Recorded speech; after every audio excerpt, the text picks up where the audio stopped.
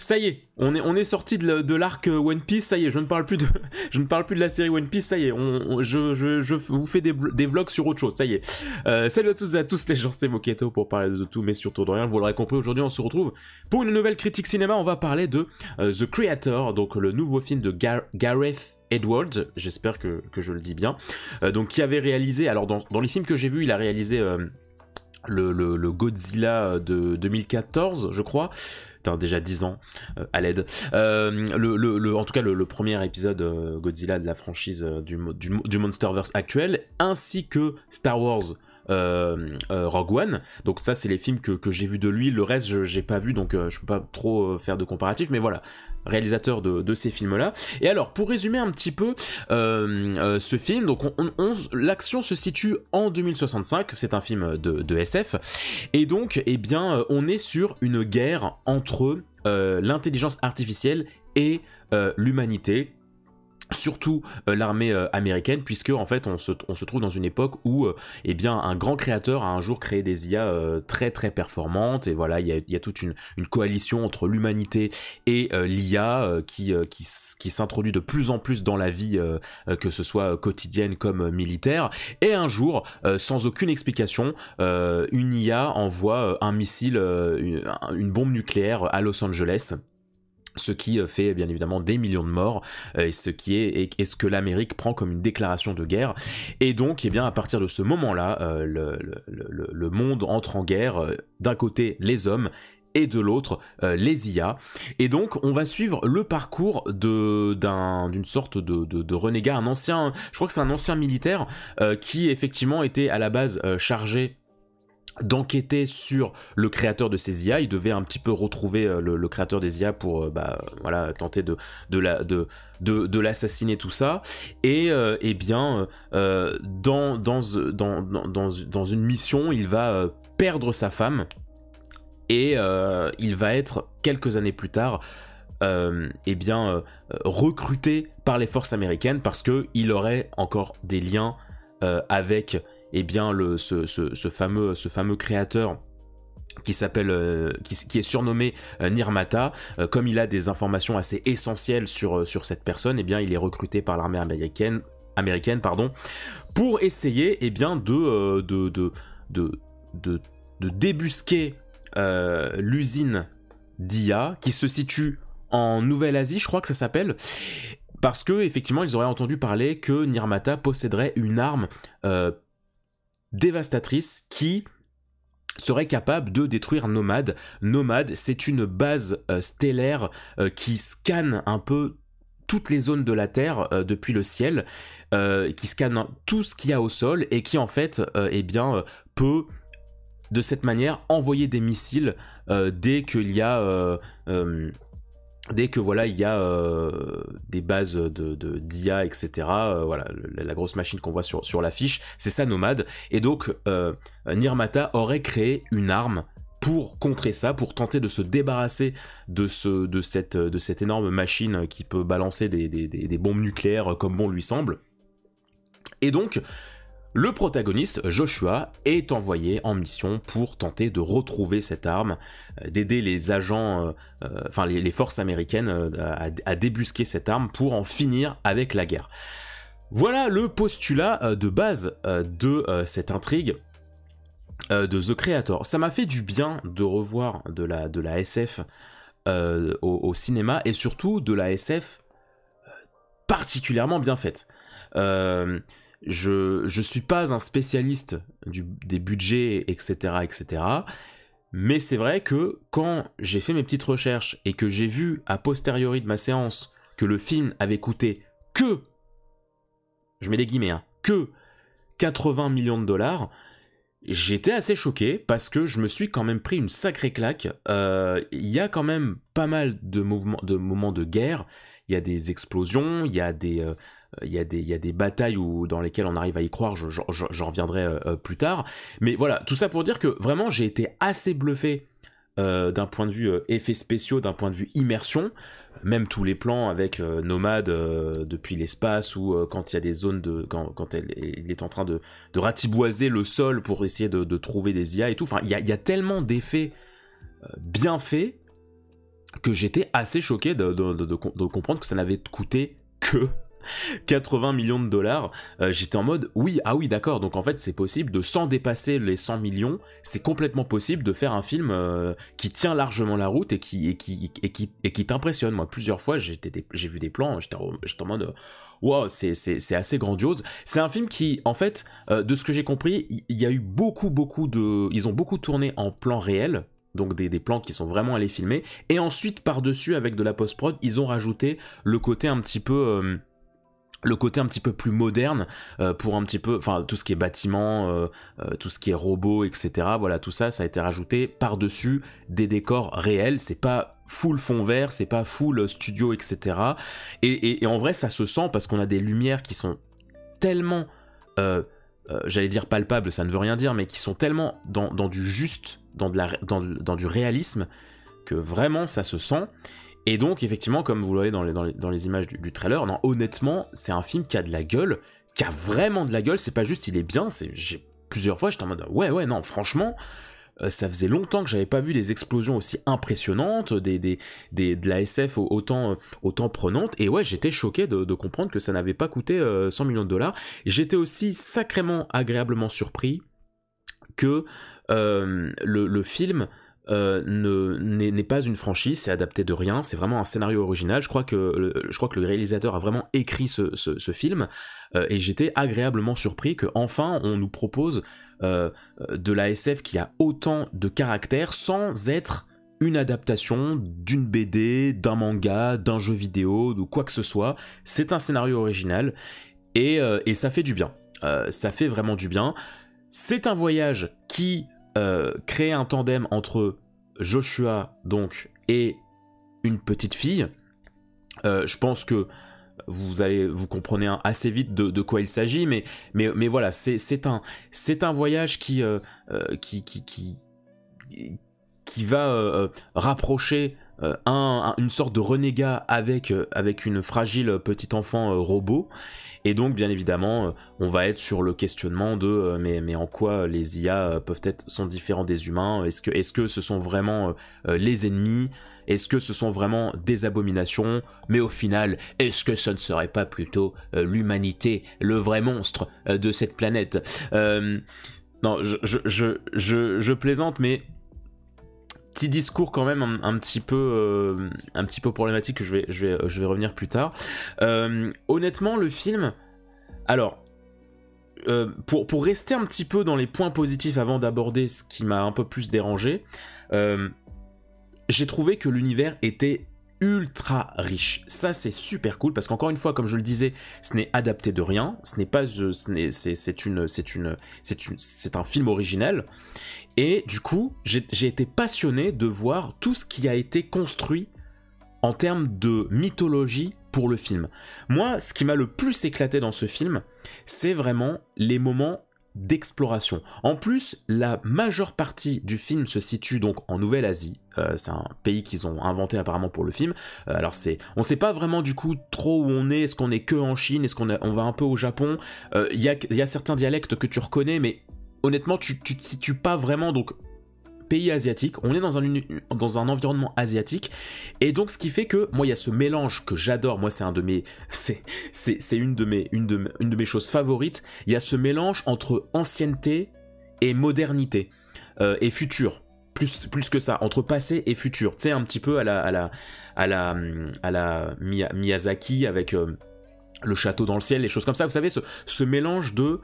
On est dans des environnements anciens, il y a des temples, les gens sont habillés avec des robes très anciennes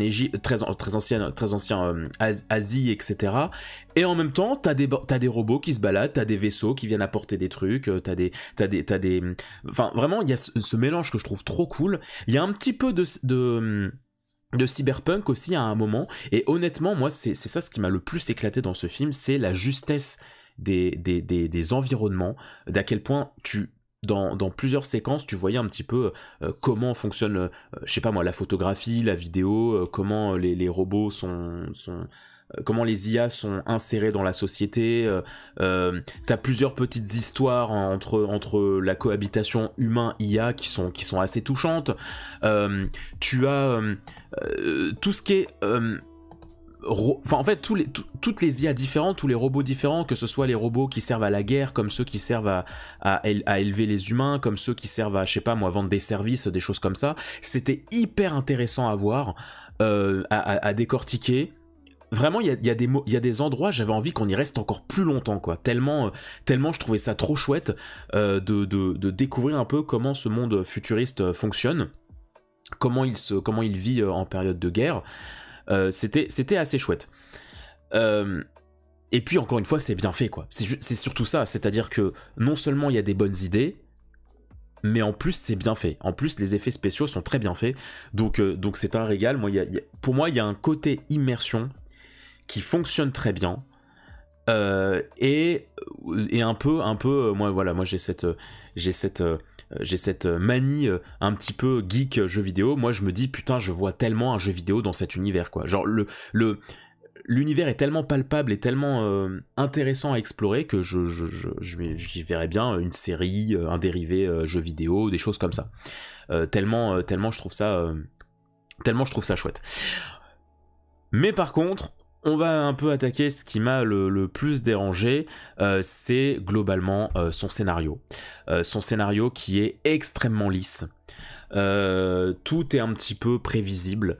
Le protagoniste ne m'a pas tellement transporté, parce que trop lambda, parce que beaucoup trop de manque de profondeur. C'est un film en plus qui va bien plus essayer de t'avoir sur le côté sentimental que sur le côté réalisme de l'environnement, ce qui fait que plusieurs fois il y a des scènes qui m'ont véritablement sorti du film parce que j'étais en mode ah oui, ok, le besoin du scénario, vous avez envie de nous faire un peu lâcher une larme, donc le héros il va faire telle bêtise. Il y a un moment donné, il est en fuite.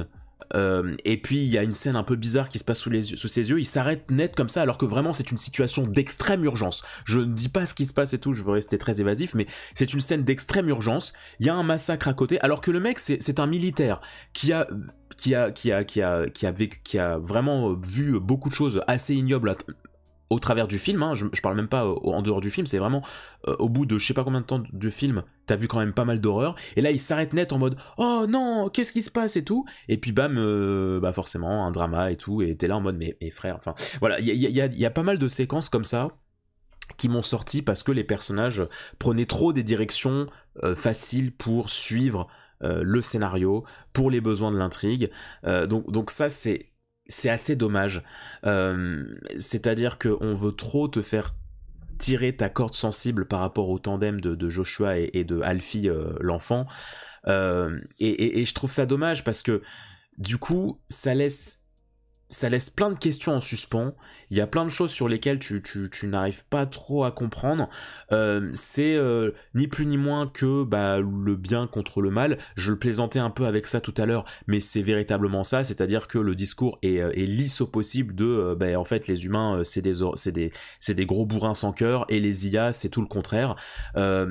C'est dommage parce que alors oui, il y a des bons, il y a des moins bons des deux côtés, mais pas tant que ça. Moi j'aime bien les discours qui sont justement assez nuancés sur le fait que dans l'humanité il y a des sales races comme des bons, et dans les robots il peut y avoir des sales robots comme des très bons, et là pour moi l'intrigue manque cruellement de cet équilibre. C'est trop les humains, les Américains c'est des gros pabots qui veulent tout détruire, et les IA c'est que des gens bien qui veulent la paix.